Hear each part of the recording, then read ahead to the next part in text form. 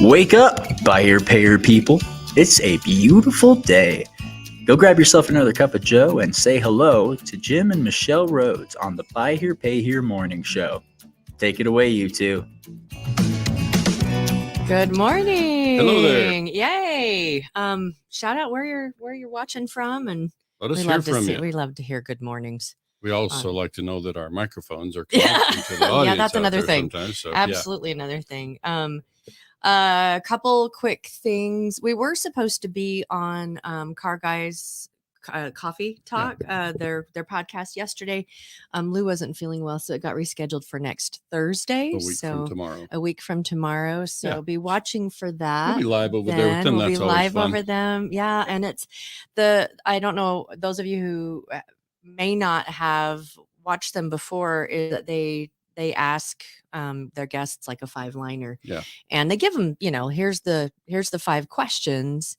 And it's been a really great thing to be clear, thinking about. They didn't give me the 5 questions. I used to know it from watching their other okay.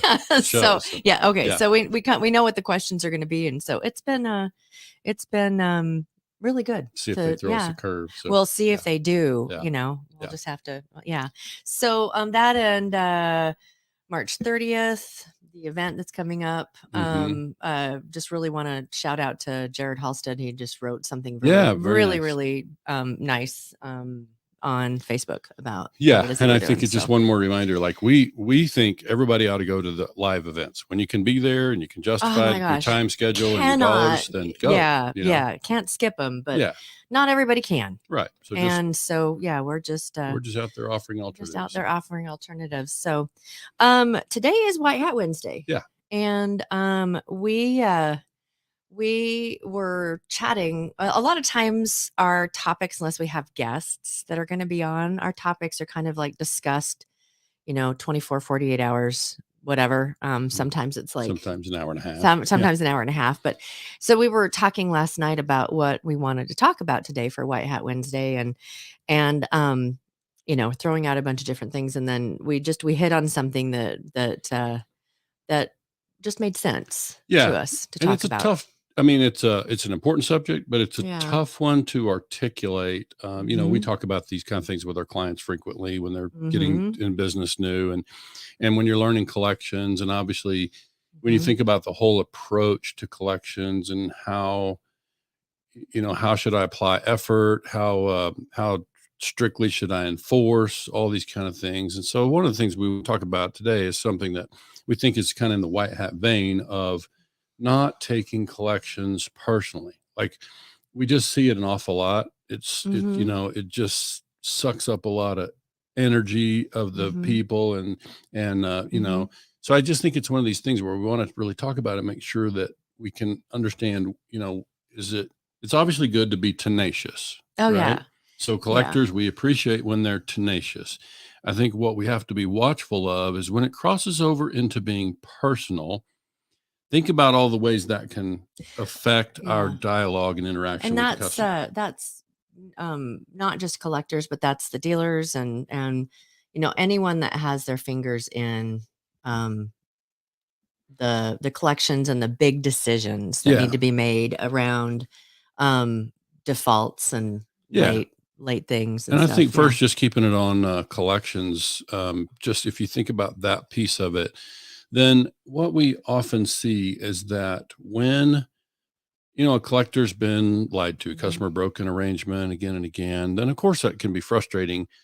I think what we have to always be watchful of, and this is something we should manage within ourselves first as collectors, and then certainly people who are supervising collections should be watchful of it and counsel collectors when they start to cross into that thing about making it personal, because there's a couple of concerns that I have. When we let it get personal, we run the risk of crossing into making bad judgments, and ones that will bite you potentially in a few different ways. And we were talking last night about that, and that when we realized that there were kind of 2 veins that we wanted to talk a little bit about today, about taking those kind of things personally, and And Jim wanted to talk a little bit about the numbers side. Yeah, of and I'll get this. to that. I think the part that I kind of wanted to wrap up on collections really is when we think about collectors working in that,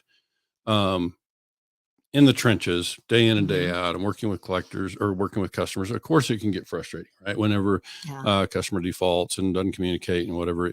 And so the other thing that I'm concerned about with that, when we take it in personally, and we kind of carry it with us in that way, then my concern also is that we burn out good collectors and we end up losing people because one of the things I developed years ago was something I called an action and reaction table. And it's just a table of when the customer does this, we do this.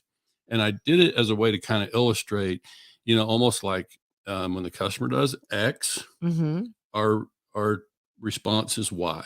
It's this, it's what's next.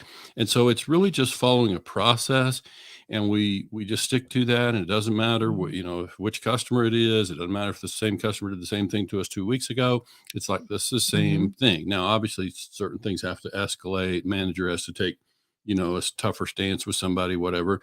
But as a collector, I'm just saying, I don't want to internalize that too much and let it start to get personal and get frustrating because, one, I carry a lot of stress with me home. It makes it really a difficult work day.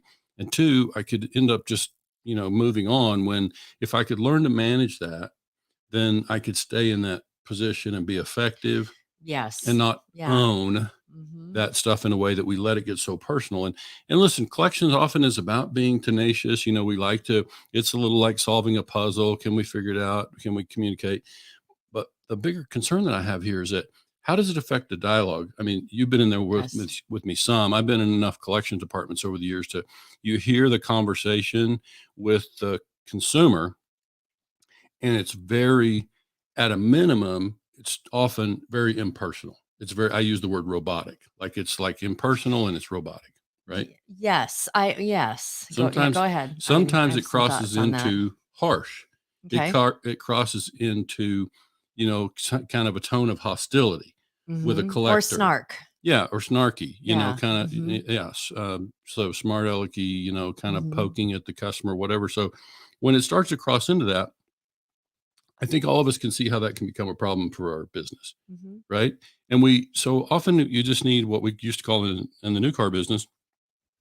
I'm sure they talk about it in other elements of the car business too, is like what you call a second face. Put somebody else in there to talk to that customer. If it's becoming a thing, it's kind of causing a little bit of conflict, then let's bring somebody else in to talk to that customer. Might be a supervisor, might be another collector that can take a little different approach, who maybe doesn't have the history with the customer. Yeah, I do. I have, when you said robotic, I've worked with teams of customer service reps, and that we knew every season we had basically it was during refund. Once refunds were no longer they were able to get them because I worked with a company that did events every year, that those conversations became hard. They became really hard. And so sometimes with a collector, to have a script, and we could, talk to Maggie or something about that, but having a script, and it's just like, this is not about me, this is about the account, and having that in their head, that it's like, that sometimes if you're starting to feel like you're getting a little bit too, like as a collector, as a customer service rep, you're starting to take it personally. It's better to kind of go into, all right, this is what needs to happen, and this is where we need to go. And so that's like a step that you can go into if it's starting to feel that way. Sure. And if you start getting snarky, and you start getting angry, or you start getting hurt, and those that are managing people out there, and they can see it, it's like, it's when you see your collectors in between calls just bitching about someone or whatever, it's like, there is something that should be discussed.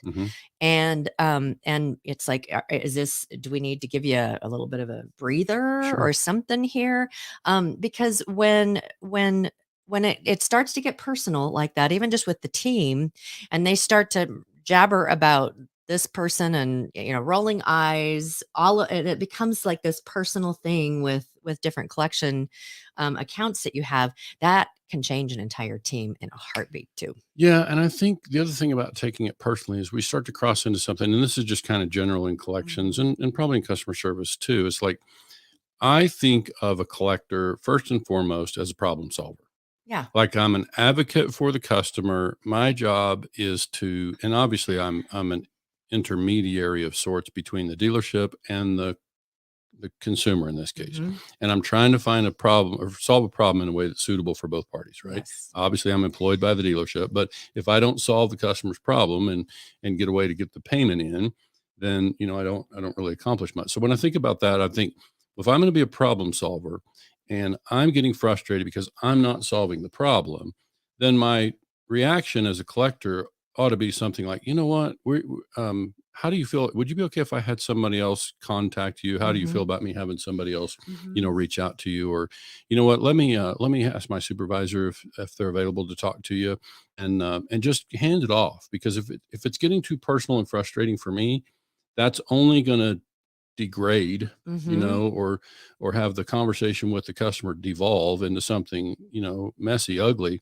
And so that's avoidable. Oh, and so I'm just saying absolutely. we if we work to make sure that we don't let it take us to that point of frustration, put somebody else on it. Yeah. And let's move on to something else. I really love Tommy Brandis, is a really good friend of ours. And one of the things that when we've talked about collections, and it's like, again, it's the attitude towards it is, oh man, don't make me have to come and get the car. Yeah. Let's figure this out. I don't want to have to do that. Yeah. And so it's like that the customer is the one that like, we're trying to be friendly. We're trying to be helpful. Yeah.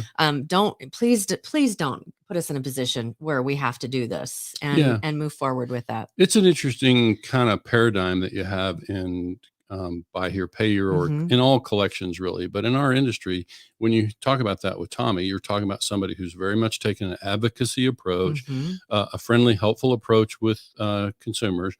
And it's sort of taking this approach that you can catch more flies with honey, right? You keep them in contact, you keep them close. And so I think that's sort of the approach. Well, some people will hear that because across our industry, there are some people out there that say, oh no, we're strict, we're tough, and so they're never cozy with the customers. Yeah. And well, so it's and one of the consequences of that is that your customer is not going to feel like they can come and talk to you when they have a problem. And the more we are just really, nope, that's the rules. Nope, that you run a higher risk of that customer truly falling off the face of the planet. Sure. You end up having an ugly repo, whatever situation where, it's like, if so many, when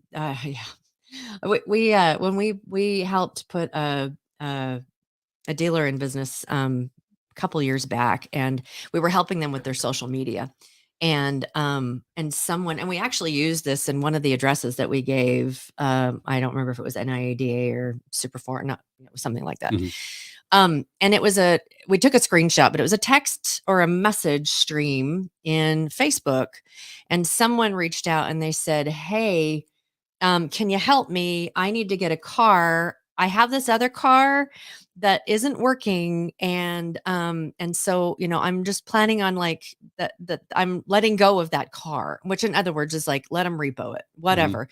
But so can you help me? And that is not an uncommon conversation. Sure. And so, as the recipient, the new dealer, there's a few lessons to learn for the new dealer. One is, do not put yourself in a position where your customer does not feel like they can call you and come, and get a solution because their car wasn't working. It was just going to be too expensive to fix, all of the things. Yeah. And also something to learn from, there's a dealer out there that has an account that could have been saved. Right. It could have been an account that was saved. And had they kept positive communication open and open communication open, maybe that would have helped resolve that situation. Yeah. And I think that's the interesting part. And I hear you talk about that. And I don't think I've even said this to you, that, Michelle's now worked with me for 2 years. I mean, we're coming up on 2 years since you stepped in with it me in this is. kind of It work. is. Yeah. And I Starting in I March. think as I hear Michelle talk about this, knowing her background, I totally see her being able to step into a place where she's able to help manage and improve collections departments, because that's kind of your wheelhouse. So I think, so this conversation we're having today is like this piece about how are you personal in your approach to your consumers? How are you connecting? And how do you get personal without taking it personally? So that's an interesting line that we walk in Buy Here, Pay Here collections in particular. And so I think this is the part that's always hard to communicate to people, but if we can help them understand that critical line, then now you can go back and write your own policies according to that. Yep. But you really have to get a clear distinction on that line where you're going to go. And it really helps a collector to not take those things personally, and be able to keep in it, it's business-like. I'm friendly. I want to help you. We're on the same side of the table here. And it will help morale. When there are written down policies, and even like that chart that you said, if this happens, if this happens, this is what you say. If this happens, this is what you say. That helps an awful lot. So collectors are an important piece of that. Another piece I want to talk about, I know we'll get into the numbers, but another piece that I want to talk about, and that we've talked to a lot of dealers about, is that a dealer's attitude that is shown in the business, on social media, or whatever, is a reflection to the rest of the team about how their attitude should be. And it is so important. Dealers, if you're feeling frustrated, do your darndest to never show that to your team, because teams take on the attitudes of their leaders. Period. And I've watched leaders that have poor attitudes, and then they bring someone in who has a really positive attitude, and that positive attitude will only last so long before their cup is drained, and now they've got a nasty attitude as well. So it's really, really important as well that when you're talking about defaults and all of those kind of things as a dealer, that we are very careful about. We are the purveyors we represent the entire dealership, and that we set the tone. And so, part of what, with this topic that I was like, why don't we talk about this? Is that, I watch frequently, I watch Facebook, and I'm not on Facebook so much because I'm trolling Facebook for enjoyment, but I'm like watching conversations, and I'm looking at, just the things that are coming up, because we're trying to, make sure that whatever we're talking about on the morning show is relevant.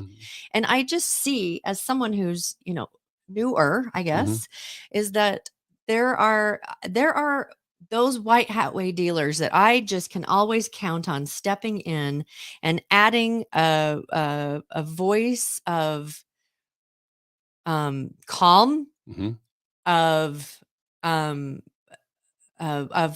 like, this is how you can work with them.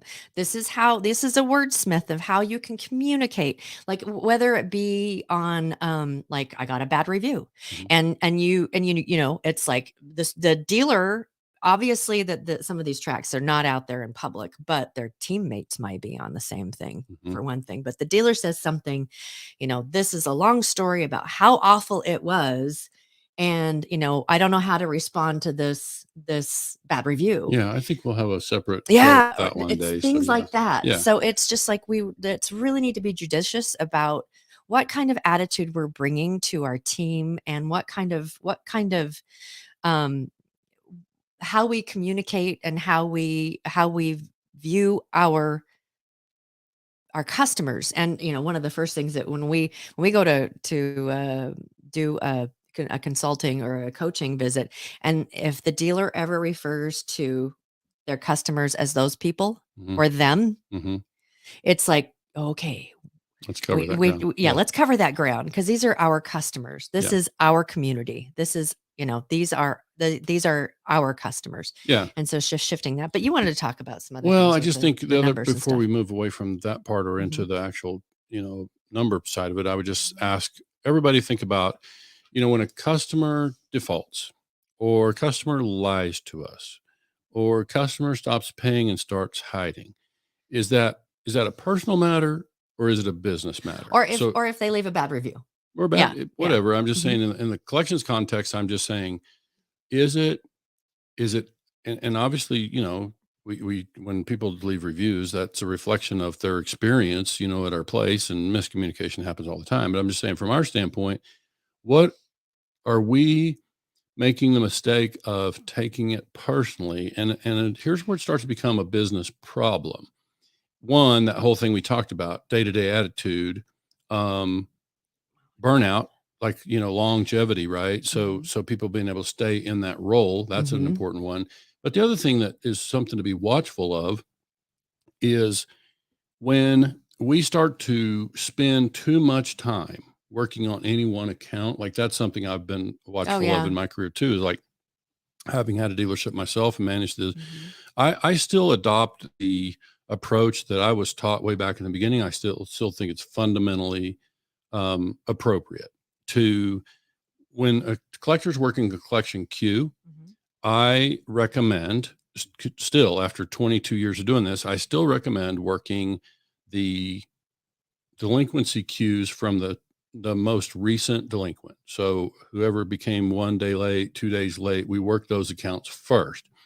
So, because the idea is, if we spend much of our morning working because it's personal and we got to find it and it's a puzzle and we got to go find this one customer, and we're working on this account that's 47 days and not past every due. not every dealership has someone on their team that's like their job. That's what they do. But regardless of whether we got a team of one collector or 50 collectors, in my mind the approach is still the same, because my concern is when we start our day and we give too much time early in the day to work in an account that's 47, I'm just picking numbers here, but if we're working a customer that's well delinquent, and we're neglecting the customers that are coming 1 and 2 days late, that those 1 and 2 day late become the 5 days and the 10 days if we don't address them quickly. And why do we need to address them quickly? Because financially, we know that if this customer that we serve in Buy Here Pay, if they fall behind, they have trouble catching up. So we need to know that. We need to avoid letting them get too far behind. So we like, in this line of work, payday payments. We like persistent and persistent, quick resolution of problems before they become bigger problems. And now you don't have that customer at 30 and 45 days late hiding from us. So that's where, it starts to become personal and we start to give too much time. So now we start to step into this place where we run the risk of stepping over dollars to pick up pennies, or whatever the old expression is. So let's talk about some of that. I mean, like stepping over dollars. I like that expression, stepping over dollars to pick up pennies. It's like the first example of that is, here's soft costs. It's about people's time. How much time are we giving to customers that are seriously delinquent? And at what price are we paying for that? Like, when we neglect those accounts that I would call the top of the list, the 1, 3, 5 day late, when we're neglecting those customers, what price do we pay by giving our attention to that customer over here? Because it's personal, it's frustrating, and we want to find them, and we're giving attention to that. And so this is where it starts to become a real business matter, and we start to suffer for it financially.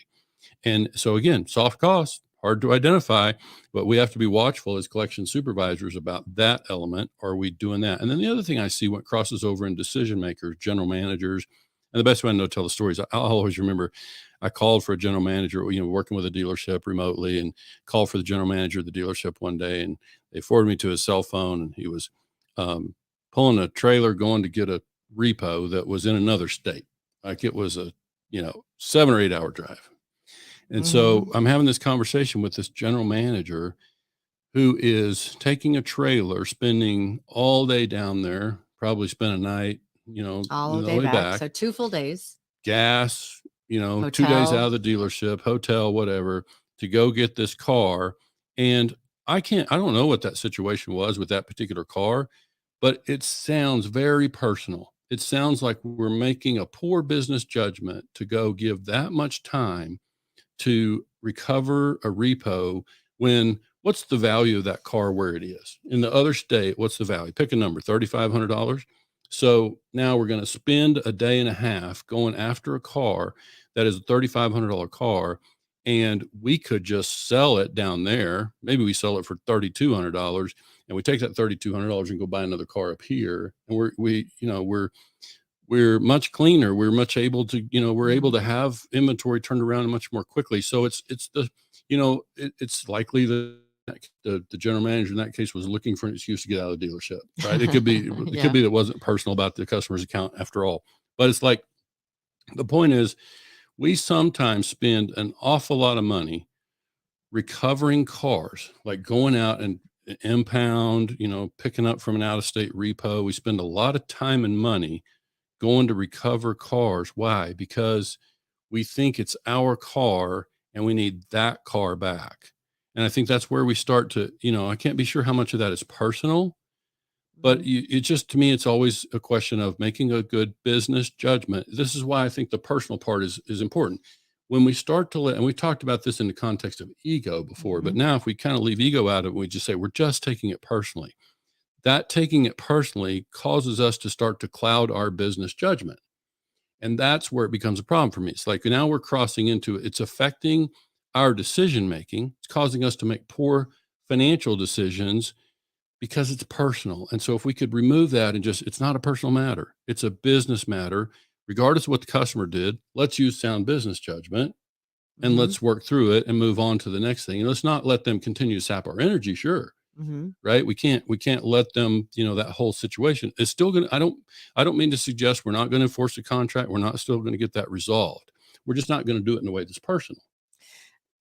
It's a business matter. When the customer does X, we do Y. When the customer starts to hide the car, we have remedies, and we go through the remedies and we hand it off to the next person or whatever. But we don't internalize it.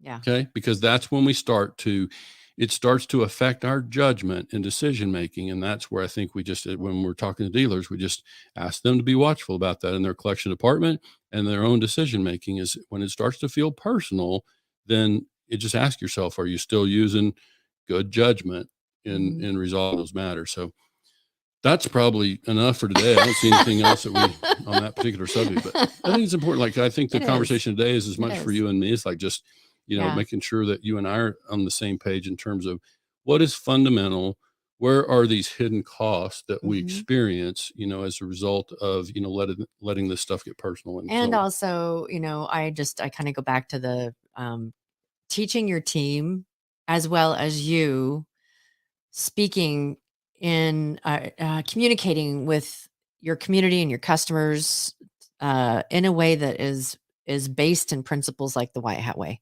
That it's I'm going to be empathetic. We still have rules. We're gonna follow the rules. We really want to work with you. Just let us. It doesn't have to go somewhere negative. We can work together to make this But we need you to talk to us or whatever. And I really liked on one of these things, someone was talking about a review, and Jack Carter piped in, and I really appreciated it. It's like, oh, Mr. So-and-so, our salesperson thought this was going to be such a great fit, and we're so sorry that it's not, and please reach out. And and it was like, that was empathetic without getting snarky or like, well, it's a he said, she said. Let's argue about this on social media or whatever. And it's arguing on a review. It never, even if you win the argument, you have lost. Yeah. It's a good point. You have lost. Yeah. Because you're going toe to toe with your customer in a public forum. And that's never a good idea. So, hey guys, thanks so much for joining us.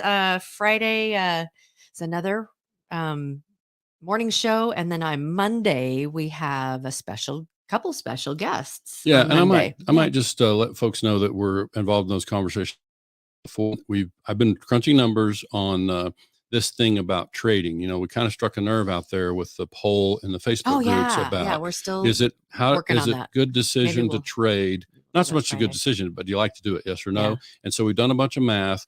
we're going to get a financial review on that. And we're going to bring that subject back. So yeah. just let So everybody know. maybe We it haven't will be forgotten. Friday if Yeah. we get everything back and can do that. But we'll make sure that we post it out there, because that's going to be a really, if you can listen on that one, recorded or live, that's going to be pretty valuable information, I think, because it will be very straight lined. It'll be numbers, and numbers don't lie. Yeah.